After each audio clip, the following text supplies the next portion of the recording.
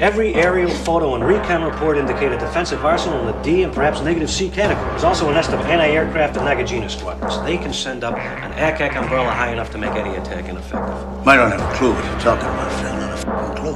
I have a shell the size of a fist in my head. The only way I can get this goddamn tube to stay on is by magnetizing the entire upper left quadrant of my skull. So you just go ahead and do what you do.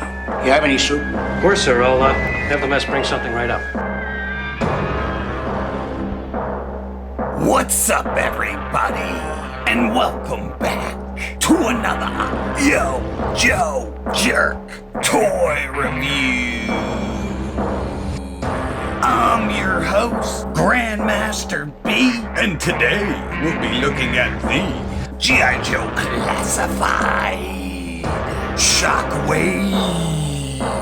Let's look at this box. Over here we have Shockwave on a riverbed. Train action. Not much else going on. Got a nice portrait here. Up here we got accessories. On this side of the package, we get a look at the extended artwork. Mine's got a nice little cut down the side. Thank you, CMD store. Number 105. On this side of the box, you get your artwork, your number, your QR code, and the shit you can't read. On the back of the package, we get a nice look at the character and all included accessories, stink eye action, bullet collection, battle stats, legal shit. On the bottom of the box, more legal mush and a barcode. All right, let's get this open. Excalibur to me. Woo. Hell yeah. Cut, pop, let's release the goods. There we go. Here's your quick look. Ooh. All right, Foot Locker time. G.I. Joe logo. Shockwave. More of 5. Alrighty, let's get this open. We got this. Throw that away. We got legal advice. Throw that away. And I'm gonna check this to make sure that it's sealed because the last one almost tricked me. Nope, it's sealed, so let's loosen everything up in there. Spin-a-rooney, tear. Let's see if I can catch everything. I doubt it. Nope.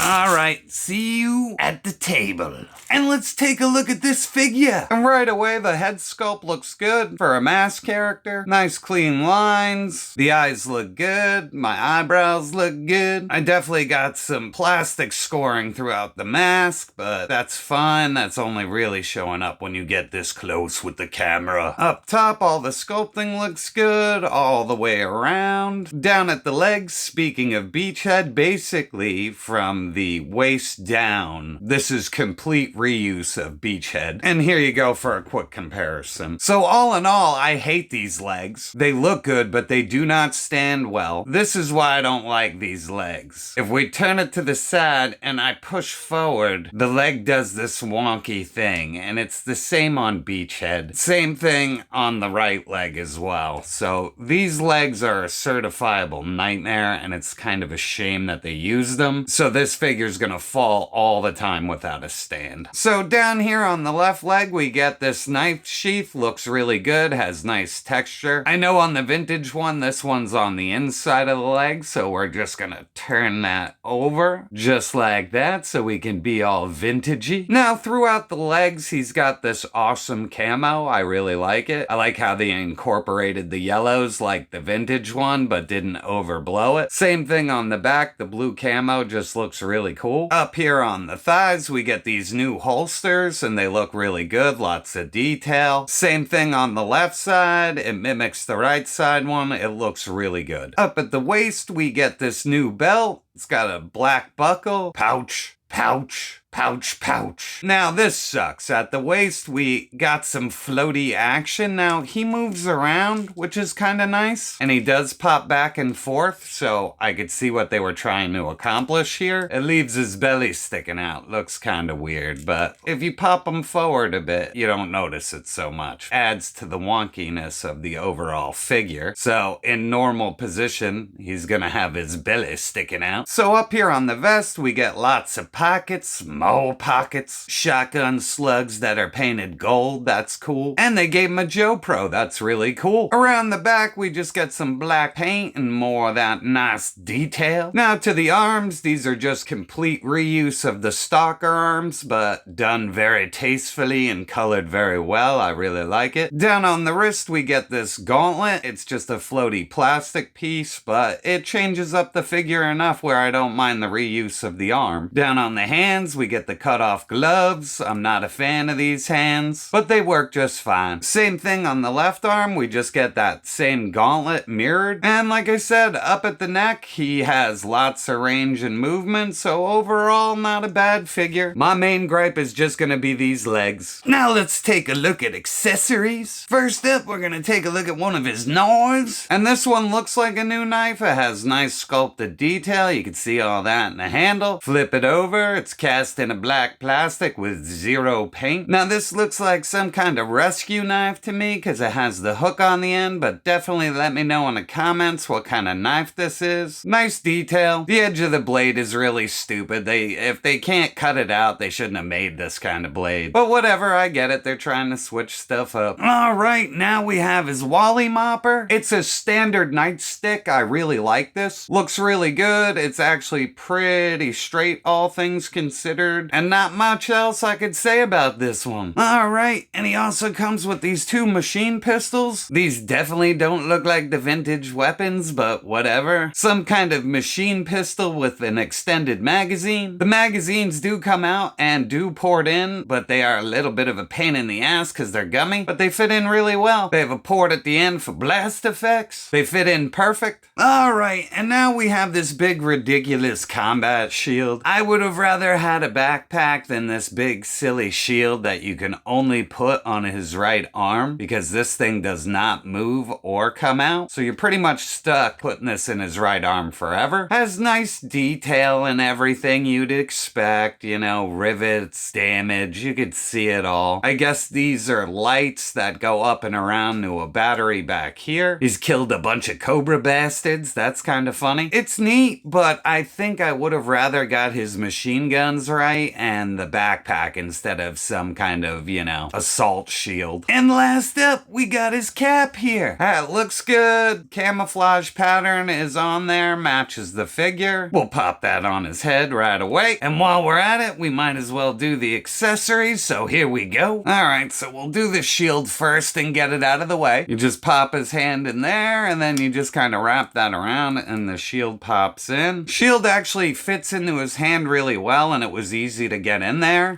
And once it's in, it's really secure, so it looks real good, flexes in his arm no problem, and can go in all kinds of really neat positions for him. So I ended up liking this thing better than I thought I would. It's gonna take up a lot of room on the shelf and really block all the detail in the body, but whatever. And here he is with the baton in his hand. It looks really good. I really like this weapon. I think it's awesome. You can spin it around and have it ready for action. And all in all, I really like this weapon setup now. I think this is a lot of fun. Here he is with the rescue knife. It totally fits in his hands without a problem at all. Ports into the leg holster, no problem. Boop! And it looks fantastic in there. And here he is with the other knife. Fits into the left hand without any problems at all. Ports into the sheath like warm butter. Here he is with the machine pistols. They look good. They're fun. I guess I don't mind them for the modern swap out. Ports into the left holster, no problem.